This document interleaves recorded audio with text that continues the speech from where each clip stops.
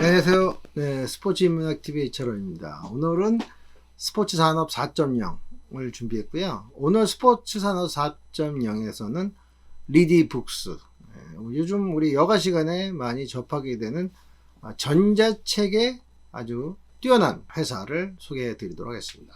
우리 스포츠 산업 4.0에서 다이슨이라든지 또는 뭐 리차드 브랜슨이라든지 여러, 어떻게 보면 스포츠와 조금 거리가 있다고 생각되는 그러한 회사들을 소개해 드리는 이유는 이 회사를 통해서 우리가 스포츠 상황에서 무엇을 배울 수 있을까, 그것도 배울 게 굉장히 많다는 전제하에서 여러분께 소개해 드리고 있습니다. 오늘 리디북스는 전자책의 어떻게 보면 최강자인 회사고요.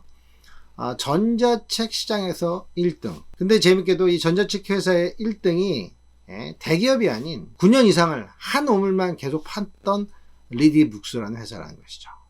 네, 우리 전자책에 관심이 별로 없는 사람들은 이 리디북스라는 회사가 좀 생소할 수가 있는데, 이 리디북스가 초창기에 전자책 시장에 뛰어들었을 때는 상당히 힘들었어요. 근데 그때 초창기에는 이미 삼성을 비롯한 대기업들도 같이 들어왔기 때문에 대략 약 30여 개의 경쟁 회사가 있었는데, 이 회사들을 어느 정도 물리치고 그리고 뛰어난 시장 선점을 했던 회사가 바로 리디북스입니다. 그 리디북스는 2014년에 186억 원, 그 다음에 15년에 317억 원, 2016년에 505억 원 정도의 매출을 기록하면서 매년 60% 이상의 고성장을 또 자랑하고 있는 좋은 회사입니다. 리디북스는 재밌게도 2000여 개 출판사와 제휴해서 베스트셀러를 포함해서 뭐 82만 권의 도서를 지금 서비스 중이고요. 웹 다운로드 수가 이미 600만 명을 돌파했고, 회원수도 뭐 지금 300만 명 정도 된다고 추산되고 있고요. 1,500억 원 정도로 추산되는 국내 전자책 시장에서 리디북스는 매출, 콘텐츠 보유량이라든지 고객 수, 이런 데서 명실공히 랭킹 1위인 그 회사로 우뚝 서 있는 회사입니다. 네, 리디북스가 주로 많이 비교하는 게 이제 아마존의 킨들이죠. 근데 아마존 킨들과 비교해도 리디북스는 굉장히 뛰어난 플랫폼을 갖고 있고요.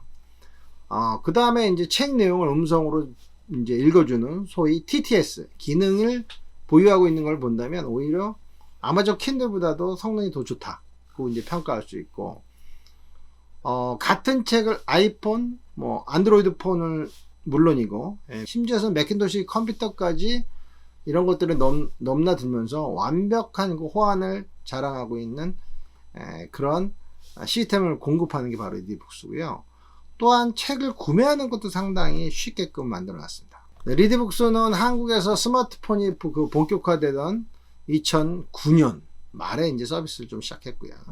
국내 최초의 스마트폰 전용 전자책 서비스를 개시했고, 리디북스는 웹 개발과 편한 전자책 판매 독서 리뷰 플랫폼 구축, 이런 것들에 좀 영향을 집중했습니다.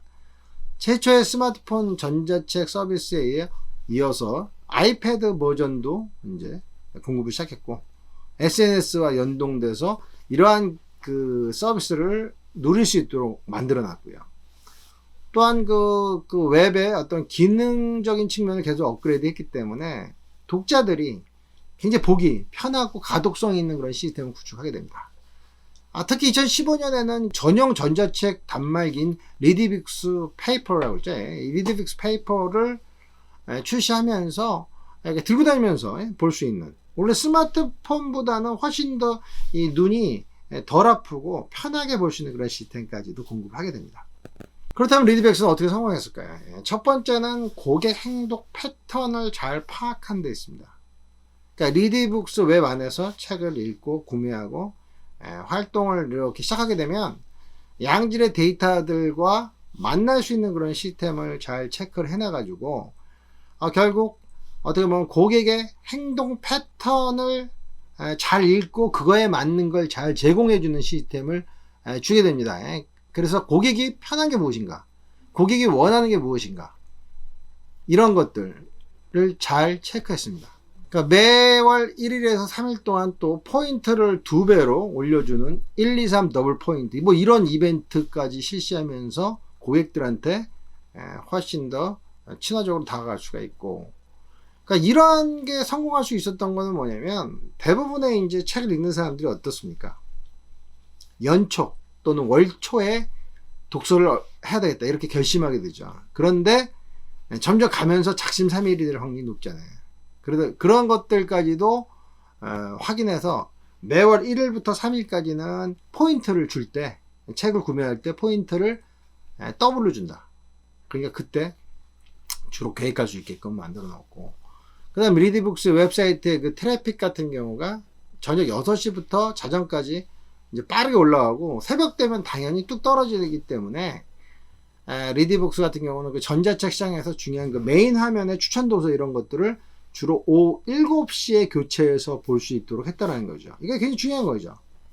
트래픽이 많은 시간에 독자들한테 또는 소비자한테 아주 좋은 그런 추천 도서, 궁금한 거를 던져주는 거죠.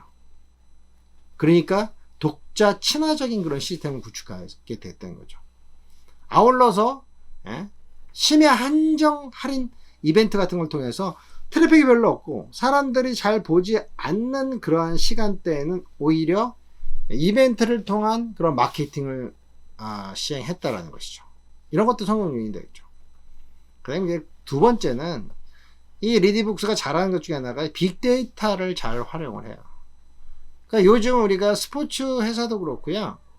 잘 나갈 수 있는 회사가 되기 위해서는 기본적으로 고객의 빅데이터를 어떻게 잘 읽고 활용하느냐에 있다는 것입니다. 그래서 기존의 회사들은 주로 책의 판매량에 신경을 많이 썼어요. 데이터를. 그런데 리디북스는 넷플릭스와 비슷하게 고객들은 어떠한 책을 읽고 그 패턴은 무엇인가, 그렇다면 다음번에 무엇을 주면 좋을 것인가, 이게 핵심이에요. 전 성공하기 위해서는 우리 고객들이 다음번에 어떠한 구매를 할 것인가에 대해서 한 발 앞서 나가는 것이 중요하다고 생각하거든요. 바로 그걸 했던 게 리디북스고, 이런 두 번째 중요한 키워드로 빅데이터 활용을 들 수 있다는 것이죠. 리디북스는 다윗과 같은 정신으로 무장했다는 거예요. 창업하고 얼마 지나지 않아서 창립 36주년 교보문고를 비롯해 웅진, 북큐브의 전자책 분야랑의 각축을 벌였는데 또한 후발주자로 삼성전자까지도 시장에 들어왔는데 이들을 물리칠 수 있었던 것은 바로 다윗과 같은 정신. 다윗과 같은 정신이라는 것은 돌덩이 몇 가지로 골리앗을 이길 수 있는 그러한 패기와 용기, 또한 지혜가 있었다는 것이죠. 단행본 시장에서 지금 시장 점유율 50% 이상을 차지하면서 리디북스는 1위로 지금 달려가고 있다는 것이죠. 리디북스의 그 대표는 이제 백이식 대표인데, 이 백이식 대표가 이런 얘기를 합니다. 한 번 잡은 고객을 놓치지 않기 위해서 최선을 다하고 있다. 우리 고객은 돈을 주고 책을 사는 사용자고, 주말에 쉬면서 책을 읽으려고 침대에 누워서 전자책을 꺼내드는 독자다. 그러니까 리디북스 사용자가 책을 편하게 읽을 수 있도록 소프트웨어를 잘 만들고 또 가독성을 높일 수 있도록 하는 것이 중요하다. 경쟁자들에 비교해서 가독성을 높이고 독서 경험을 최적화시키는 것이 우리의 목표다라는 이러한 이야기를 하고 있습니다. 굉장히 중요한 것 같아요. 가독성 좋고 독자를 생각하는 것. 그 다음에 이제 리디북스의 특징, 회사적 특징을 좀 보면요. 리디북스는 대략 직원 한 150명 정도 있을 때 소프트웨어 직원이 50명 정도 했다고 그래요. 그래서 R&D 직원이 3분의 1이 넘어가는 그러한 형태로 기술 개발에 굉장히 신경 쓰는 회사다. 그 다음에 경쟁사보다 더 좋은 제품을 개발하기 위해서 경쟁사를 끊임없이 탐구하고 있다. 이것도 중요해요. 적을 알고 나를 알면 지피지기 백전백승. 무조건 이기죠. 리디북스는 또 자원이 그런 한정된 스타트업에서 성공할 수 있었던 것 중에 하나가 중요한 게 뭐예요? 선택과 집중이에요. 이 두 개를 잘 신경을 썼다는 거죠. 그러니까 예를 들어서 모든 사람을 대상으로 하는 교양서나 경영 경제서 이런 모든 책을 공략하는 게 아니라 로맨스, SF, 판타지 뭐 이런 장르물 출판사와 작가들과 계약해서 컨텐츠 플랫폼을 확보해서 리디북스만의 독특한 뭔가를 만들었다는 것이죠. 이게 중요하다는 것이죠. 그리고 또 리드북스가 파격적 성장할 수 있었던 것은 좋은 투자자를 선택하고 투자를 받을 수 있었기 때문입니다. 예를 들어 2011년에 미래 에셋 벤처 투자에 25억 투자를 받아가지고 어느 정도 기술 개발할 수 있는 기틀을 마련했고, 그 다음에 2014년 말에 80억 원, 2016년 말에는 200억 원 이상을 벤처 캐피탈로부터 투자받으면서 날개를 달게 됩니다. 그래서 이 리드북스의 어떤 비즈니스 모델을 좀 구체적으로 설명해 드리면, 출판사와 판매 수익을 나누는 형태는 7대3으로 나누고 있습니다. 그래서 리드북스가 3, 출판사와 작가가 7을 가져가는 구조를 택하고 있고요. 전자책 대여도 이제 또 시작을 하면서 이게 또 굉장히 성공을 했죠. 그래서 길게는 10년, 50년을 대여할 수 있는 거. 예를 들어서 24권짜리 시리즈인 뭐 A라는 소설이 있다 그러면 전권을 구매하면 8만 원을 써야 되는데, 대여를 하면 16,000원 정도면 대여해서 볼 수 있는. 그러니까 다 살 필요 없이 10년 동안을 대여하는데 16,000원 정도. 그러니까 대략 우리가 따져봤을 때 한 5분의 1 정도 볼 수 있게끔 이런 시스템을 구축했다는 것이죠. 그래서 우리가 이제 리드북스를 보면서 생각할 수 있는 게 이런 것이죠. 과연 우리 스포츠 업계에서 다윗과 골리앗의 싸움이 무엇일까? 제가 언더아머와 나이키 싸움 한번 말씀드렸죠. 이런 형태가 될 수가 있고요.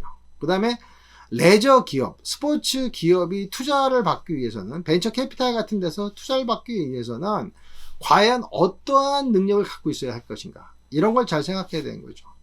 그러니까 선택과 집중하는 그런 시스템도 중요하고, R&D에 집중하는 거. 그러려면 뭐가 필요하죠? 좋은 컨텐츠를 갖고 있어야 된다. 이 리드북스는 바로 우리한테 이런 이야기를 하고 있습니다. 스타트업 기업으로서 스포츠 분야에 성공하기 위해서는 선택과 집중 필요하고, 그리고 또 중요한 거는 바로 고유의 콘텐츠를 가져야 한다는 것입니다. 네, 오늘 리드북스를 통해서 우리 스포츠 산업을 되돌아볼 수 있는 시간을 가졌습니다. 여러분들 좋은 시간 되셨길 바라고요. 이상 마치도록 하겠습니다. 네, 고맙습니다.